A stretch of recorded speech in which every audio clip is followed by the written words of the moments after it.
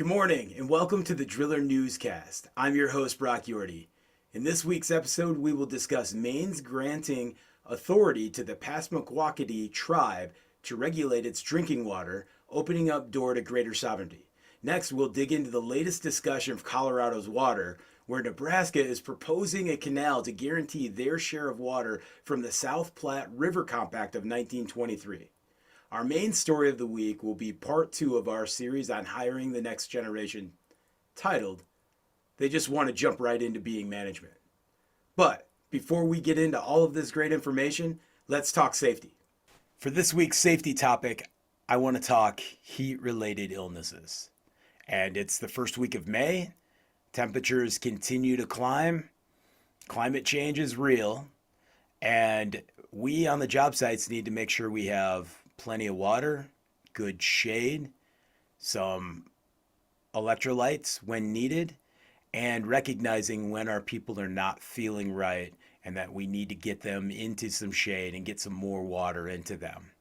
So what are the 3 stages of heat illness? It starts with heat illness symptoms, right? Dehydration, weakness, irritability.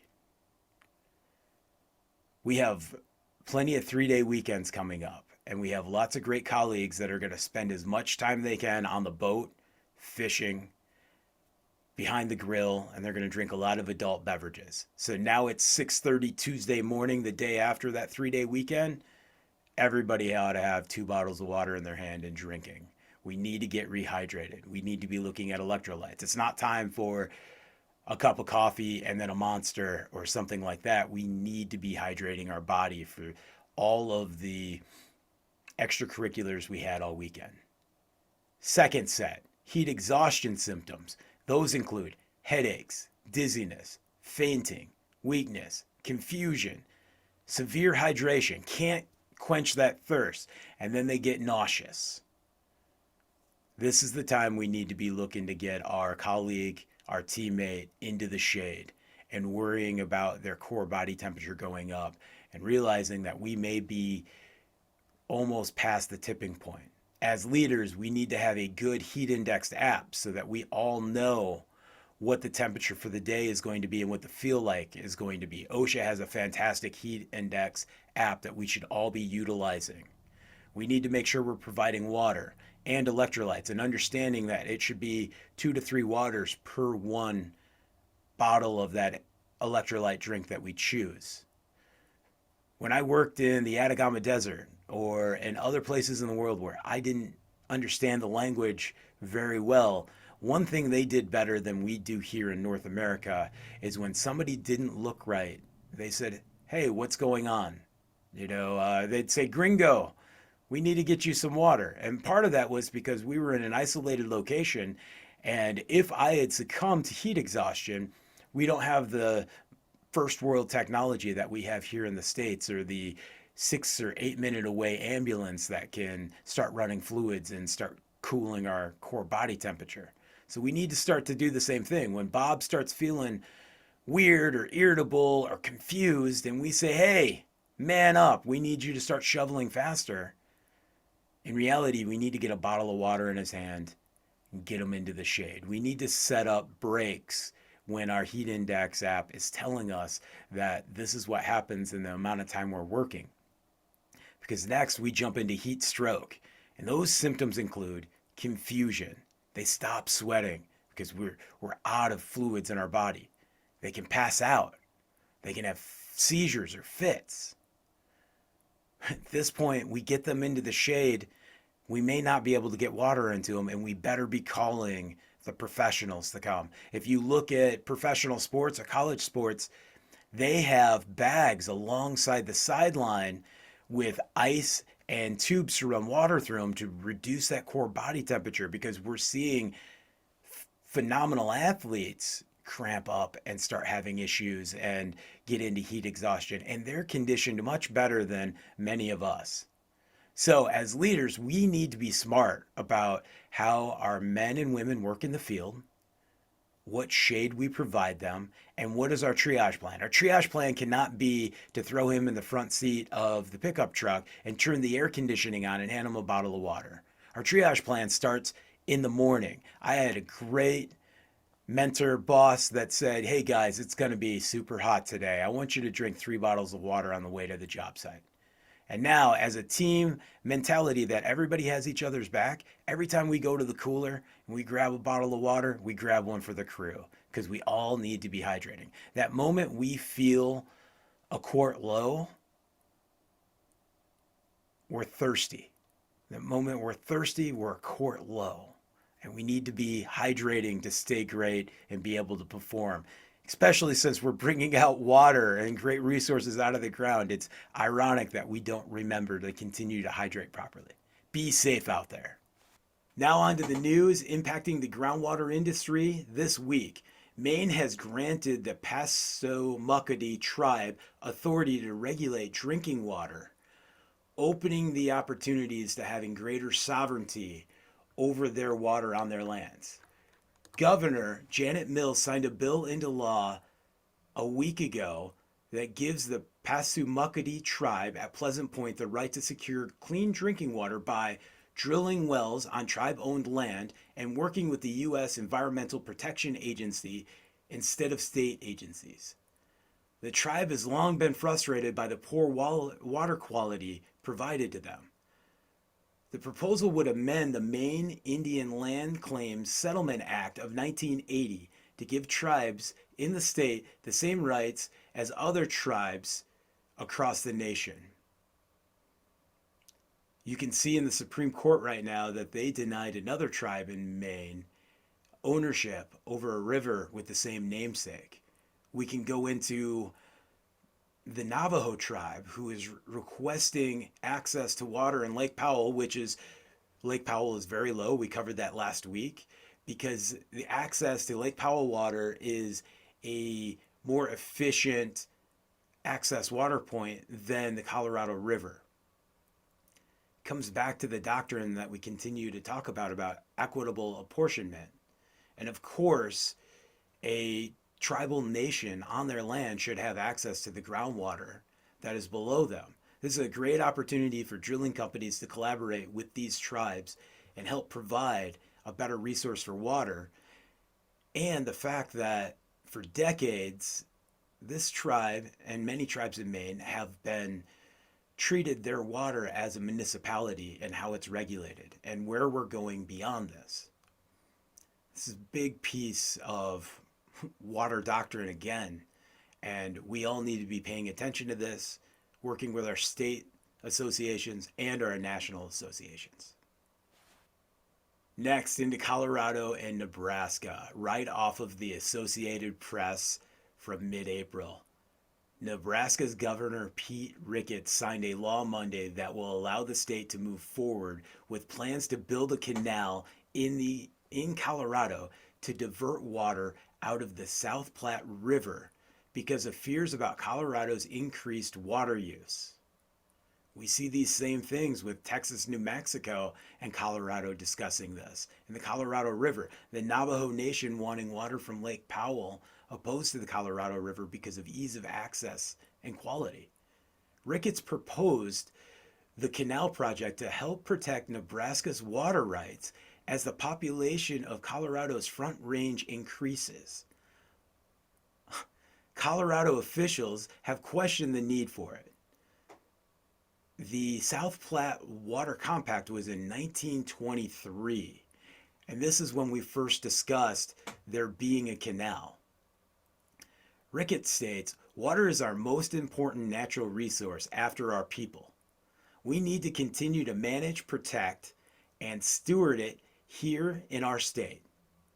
The law will allow Nebraska to begin work on roughly $500 million canal project, but the measure includes only $53 million to design the project and potentially secure purchase options on land that might be used in the future." Again, the doctrine for equitable apportionment and each state having the access to the amount of water required as our populations increase. We as state groundwater associations and national need to be looking at this and seeing where funds are being diverted and how we can help and how we can be stewards and show our industry's value at providing water in areas that we're considering other options, including a $500 million canal. But securing water a century after a compact has been put into place, we're going to continue to see more of. And now for our featured driller, our featured industry professional this week, I have a great industry colleague, friend, one of the first Canadians that, as I started traveling Canada as a salesman for Jeffco, reached out and let me come hang out on his job sites. I once locked my keys in my truck on one of his job sites. Dwayne Graff. Dwayne, go ahead and introduce yourself. Good to see you again, Brock. My name's Dwayne Graff. I'm working with uh, my company called Well Initiatives Limited, and our background is it's a combination of drilling, well and pump maintenance, rehab, and as well as some diagnostic services. So we've got a full range of geophysical equipment as well as a couple of drilling rigs, and primarily the focus is municipal water supply or larger commercial type projects. And so, what else do you want to know, Brock? How the heck did you get into the drilling industry? How did drilling get into your blood? So, that's an interesting story, right? So, when I was finished high school, I didn't know what I wanted to do, like a lot of people, and I ended up taking a year off and just took a regular job at a gas station and worked. And then I decided I'm going to go to college. I was going to be a game warden, of all things. And so I went to Sir Sanford Fleming in Lindsay, and that is where the drilling program is for uh, most of Canada. I think it's the only one in existence right now. There may be one running in Alberta, I'm not sure. And through the common semester program, I quickly learned that I didn't really care a lot about different types of ducks and fish as much as I thought I did. And so my choice then was to move either to geology or drilling. And I actually chose geology. And upon graduation, I ended up getting a job with a groundwater contractor that did mostly municipal well pump servicing and maintenance stuff. So no drilling, but we were always had drilling companies that we partnered with on projects. And I can still really remember the day that I walked on the first job site and saw a fully outfitted 15W Gardner Denver. And I took a look at that and I'm like, yeah, this thing's pretty cool. We need to get my hands on this. And after a few years, started my own business, and then after another 5 or 7 years, there was an opportunity to acquire another drilling business. So we did that, merged the services together, and that was 12 or 13 years ago now, and now we're focused on a lot of the bigger and more interesting work. So it was almost by accident in a way that I got into the industry, but it's turned out to be one of the things that I really enjoy, and really inspired to work in the industry and accept the technical challenges that come with each project. What is one of the biggest lessons you've learned in the drilling industry? I think the biggest lesson that I have learned is to be open to the others that are around you. and pay attention, because you can learn an infinite amount of information and technique, and ultimately those things are all skills that you can adapt, that are going to save you time and money and make you better at what you're going to do. And um, interestingly enough, when I started, and I don't think this is even different today, a lot of those people that are, the real experts and the guys that are really good and know what they're doing, they're often the most introverted, and they don't talk a lot. They don't say much. And so you have to take your time to open yourself up to let them know that, hey, you want to learn, and help me, get as good as this as you are. And, I took that approach with a couple of people that were, really fantastic drillers. And I was able to learn a lot in a short period of time, which, helped me get to where I am today. And I think the other thing about this industry is, the first person that you run into that says they know everything, they don't. If I always look back at that, uh, the Green Bible, the Johnson Groundwater and Wells book. And someone once said to me, they handed me the book when I'd first seen it, and they said, if you know 10% of the information in this book, you're going to be a wizard. And I still think it's true, because there's still so much stuff in there that I don't know, and a lot of others don't know. So there's always opportunity to learn and develop as you move forward, which is one of the saving graces of the industry. Because if you're not interested in what you're doing, what's the point, really? I couldn't agree more. And I don't pretend to ever know what's in the Groundwater and Wells book, other than I have now put enough tabs and bookmarks into it that it's probably over.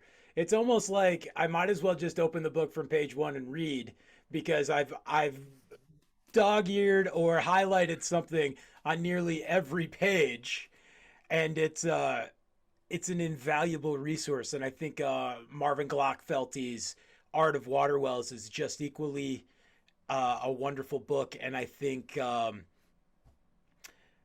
Hanna and Schneider's book, Operational Stages of a Well, are three books that we should have. Heck, they should probably become audiobooks one day. Maybe we can get Morgan Freeman or somebody fun to read and teach us while we're driving down the road. Uh, Indeed, absolutely. Well, I want to thank Dwayne for coming on today. And if you would like to be our featured driller, featured geologist, like we have, driller geologist here, industry professional, a Fleming alum, because I'm sure I'm going to get a couple more on here in the next months to come, email me questions@askbrock.com, and we'll set up a time. It's an easy interview, 3 questions, and we'll just have some fun doing it, share some knowledge, inspire that next generation. Thanks, Dwayne. Thanks again, Brock. It's been a pleasure. Always. For our main story of the week, this is part 2 of Hiring the Next Generation, titled, They Just Want to Jump to Being Management. The common theme in the drilling and construction industry is that the new generation is entitled. But have we ever considered how this perception became the new normal? Today, there are over 16 million students enrolled in high school, with roughly 3,650,000 graduating seniors this year. They all have the ability to enter the full-time workforce. As we dive into this, in 1990 marked the lowest high school enrollment, with just 11,300,000 in attendance. So you consider those are the individuals that have been working as our laboring workforce and have built themselves into credible, great industry experts. But we have now started this war on knowledge, be it if it's a 4 year university or a trade school or professional development. We compare this to time in the field on the platform, and experience is knowledge, and time is knowledge, and books are knowledge, and we need to recognize this and move past it. A study performed by the Education Credit Management Corporation, whose mission is to inspire and facilitate improvements that affect educational outcomes for students. This study showed that 86% of high school graduates today feel pressure to get a 4 year degree. We've seen this for the last 2 decades. However, when they're asked why, it's because they want to build their own way. They want to have purpose. 50% of all of these high school students today believe they can be successful without a 4 year degree. They want to learn skills and become productive parts of our industry, of building, of humanity. The Bureau of Labor Statistics data shows about 160 million workers in the United States, with 7.6 million of these workers working in the construction industry. Where am I going with this? The median pay in the construction industry is $37,250. That's about $18 an hour. Workers with a bachelor's degree can still earn more and are less likely to be unemployed. Those with a bachelor's degree have a median pay of $55,000 a year. In the U.S. workforce, 65% of workers do not have a secondary degree. So where are our workers coming from? How are we training them? And when we look at that 7.6 million construction workers, where does that break down to the industrial drilling industry? There is a big uptick in the number of jobs with a median pay of $55,000 a year that don't require 4 year degrees. And this continues to increase in all 50 states, including in fields of construction. This is according to Georgetown University and their study on median pay throughout the country versus jobs of degreed individuals versus non-degreed individuals. Our next generation of new hires is not entitled. They've just been taught to get a good job that allows them to have a house and a car and a family and pay for daycare and be able to go on vacations and enjoy their weekends. They need a secondary degree. And as we drill deeper, we have young men and women who are being guided away from skilled trades because counselors no longer have that ability to promote those. Sure, in some rural areas, there are still vocational centers and there are other avocations for farming and construction, but it's geographical. So our new generation feels forced to attend a 4 year university or a 2 year associate school in order to find their way so they can be purposeful to our industry. These same students didn't have access to shop class or VOTEC schools as we did 15 years ago. And when they do attend a trade school, they spend that summer building, whatnot, how much of it is in drilling? When they're attending these trade schools, they're not studying industrial drilling. They're studying all the documented processes that we have for building a home, for being a plumber, for electrician, for roofing, for mechanics. When a study was done last year for 10,000 high school students if they would choose to be a barista or a welder, over 55% said they would rather be a barista. Why is that? We see it done every day. We can step into any major coffee shop and we can watch them, and they have a training program. Whereas welding takes time and precision, and not everybody's a good welder. And our onboarding process to get there is much more difficult. I don't know how many baristas there are in our country. I'm sure there's a lot, but we know, and I've said this number several times now, there are 7.6 million construction workers. With those in this profession of construction, the highest paid jobs are electricians, plumbers, pipe fitters, and carpenters. Of that 7.6 million that work in construction, roughly 1.2 million of these workers are operating construction equipment in mining and working with drill rigs. We can look into the oil and gas numbers, and it's 280,000 men and women that work on drill rigs. We can look into the mining industry, and there's 573,000 that work in mining. And the operating engineers, state with heavy equipment operators, about 259,000. So where does that leave us as we drill into this?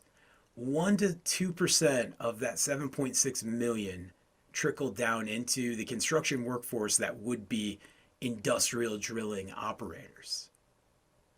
So as we look at median pay and opportunities and benefits, where do our next generation want to work?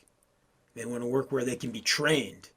They want to work where there is a solid onboarding process, that everywhere that mining and oil and gas has seen an age gap, they've gotten better. Our larger drilling companies that have offices all over the country have gotten better at HR and training and onboarding and understanding what it takes to get these individuals motivated. And they've had smart technology and information in their hands from a very, very young age. And with that, there's been goals. And sure, we want to go back to it's the end of the soccer season and every 6-year-old got a trophy because they should and they wouldn't want to be alienated. Or I see the curmudgeon post on LinkedIn that says, if your child is uncoachable now, how are they going to be able to take feedback and be able to listen to a boss later? We as the drilling industry are very much family run. And we have used nepotism for over 100 years. And now we're looking at this new set of the next generation coming in. And when we dig into these numbers and we look at that 1 to 2%, we can't be picky if they are college students or if they are trade school students or if they're just really smart and want to get on the back of the rig and they love working with their hands. We need to embrace them all. And for those that have taken the time to go find themselves, because high school doesn't have that counselor like they used to. Some do. But they had to go to college to find where their purpose needed to be. And to realize that there's other ideas and there's other people they have to learn from. And when we make comments like, if your child's uncoachable now, they won't be able to follow a boss. If we're going right from high school to full-time workforce and we're learning and we become an expert and then we become a leader, and our leader that taught us was that varsity football coach that was a jerk, they're also going to be a jerk. And so now we have to look at, they don't want to be management immediately. They want to know the opportunity is there. Because as they look up to the top of the succession planning with people that aren't retiring, how is that inspiring to know, I don't know when I'm going to retire? Or the opportunity to run a piece of equipment. I don't know when Greg is going to get off the platform. It's likely going to be like the baptized by fire that we talk about often. Greg, his wife is sick and she has to go to the hospital and he's got to be there. You're running the rest of this job. You know, we have to look at our training and our onboarding like the trade schools. And we have, like Dwayne Graff talked about, Fleming College. And next week we'll have Jim Smith on to talk about that talent pool. But that talent pool, they are very highly sought after. And so we have to build our own training programs. And sure, we have some online universities and we have field camps and we have things happening.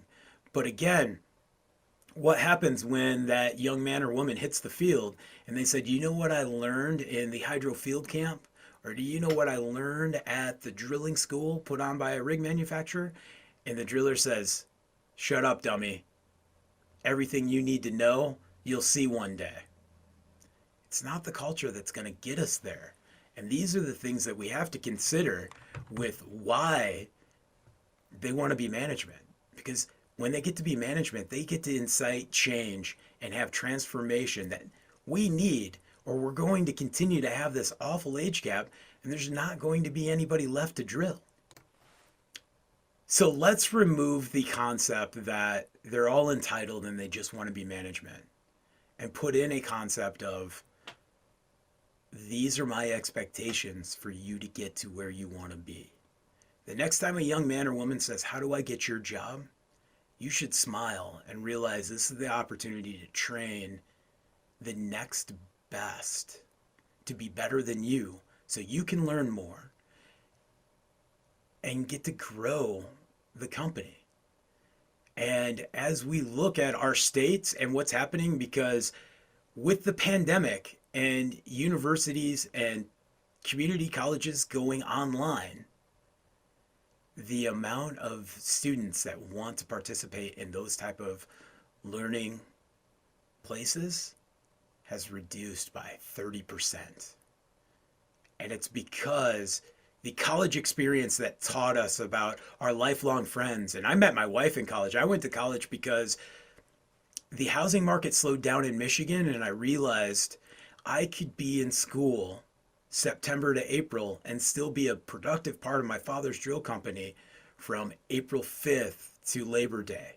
And we need to be looking at that summer help of these good, smart individuals that have put in the time to study and learn. It takes a lot. High school, there's great expectations, but you can choose to take one science class or you can take 5 advanced science classes.